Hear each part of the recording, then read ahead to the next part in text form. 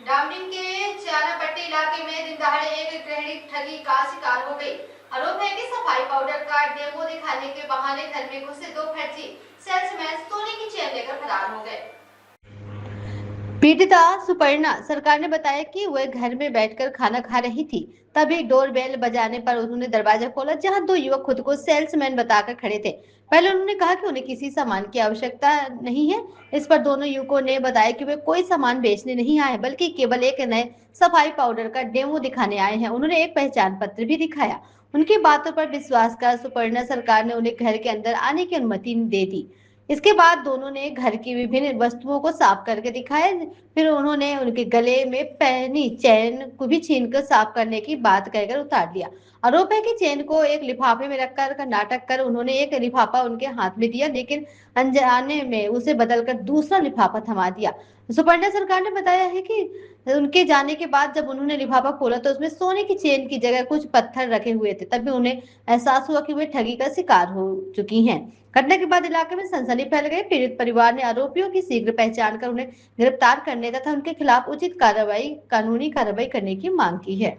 এখানে আজকে মোটামুটি দুপুরে 12টা প্রায় 12টা ঠিক টাইমটা বলতে পারছি না। সেই সময়টা আমি খাবার খাচ্ছিলাম, তো হঠাৎ করে দেখি কলিং বেল। তো আমি বাইরে না বেরিয়ে এই পাশ থেকে কথা বলতে গেছি, তখন আমাকে বলছে আমি এরকম একটা সেলসম্যান, এমন একটা কোনো প্রোডাক্ট বিক্রি করতে এসেছি, খোলেন দরজাটা। তো আমি প্রথমে বলছি না, আমার তো সময় নেই, আমি খুলতে পারবো না। তারপরে কিছুক্ষণ পরে রিকোয়েস্ট করলো যে জল টল খাবো। তারপরে আমাকে রীতিমতো তার কাঠ ফাট সব দেখালো। তো যাই হোক, আমি কাঠ ফাট দেখে আমি ভিতরে আসতে দিলাম। তো যেহেতু আমার বাড়িতে লোক রয়েছে, আমি ভিতরে ঢুকতে দিলাম। তো ভিতরে ঢোকার পরে বলছে আপনার কড়াই নিয়ে আসেন, আপনার বাসন নিয়ে আসেন, নানান জিনিস বের করেন, এগুলো ওই পাউডার দিয়ে পরিষ্কার হবে। আমরা ডেমোক্রেশন দিতে এসছি, হ্যাঁ, পরবর্তী এটা যখন লঞ্চ হবে আপনারা কিনবেন। আর ওর গলা টলা সব ছিল, আমি দেখেও মনে করছি যে হ্যাঁ সত্যি সেলসম্যান। তো যাই হোক, ওর সঙ্গে কথা বলতে বলতে ও নিজের হাতের ব্রেসলেটটা খুললো, রীতিমতো খুলে দেখালো ওটা ধুয়ে, যে আমার কাছে রূপা পরিষ্কার হচ্ছে, বাসন পরিষ্কার হচ্ছে। তা আমরাও দেখলাম। তারপরে কি করলো, আমি এভাবে দাঁড়িয়ে আমাকে বলছে আপনার গলার চেনটা দেন। তা আমি গলার চেনটা দিতে চাইনি। তো সেই মুহূর্তে জবরদস্তি দুটো লোক ছিল, যাই হোক আমার গলার চেনটা তারাই খুলে নেয়। খুলে নিয়ে আমরা এখানে দুজন আছি, জানি না কি করে কি ওই পরিষ্কার করে দেওয়ার বাহানায় একটা খামের মধ্যে সেই চেনটা ভরে নেয়। ভরার পরে আমাদের হাতে সেই খামটা দিয়ে ওরা কি করে এক্সচেঞ্জ করে নিল আমরাও বুঝতে পারলাম না। ম্যানিপুলেট করে আমাকে ওই চেনটা নিয়ে একটা পাথর বোঝাই চেন আমার হাতে দিয়ে চলে গেল।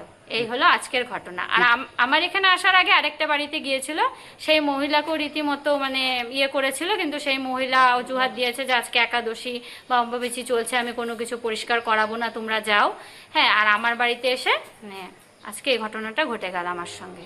থানাকে জানানো হয়েছে? হ্যাঁ, থানাকে জানানো হয়েছে। থানা এখন সেই চেনের আর কি কাগজটা চাইছে। তো এখন এত বছর আগেকার কাগজ এখন তো পাওয়া যাচ্ছে না। এখন দেখি চেষ্টায় আছি। এমনি থানার থেকে লোক এসেছিল, পুলিশরা এসেছিল। তো আমি চেষ্টা করব এদের জন্য ধরা হয়।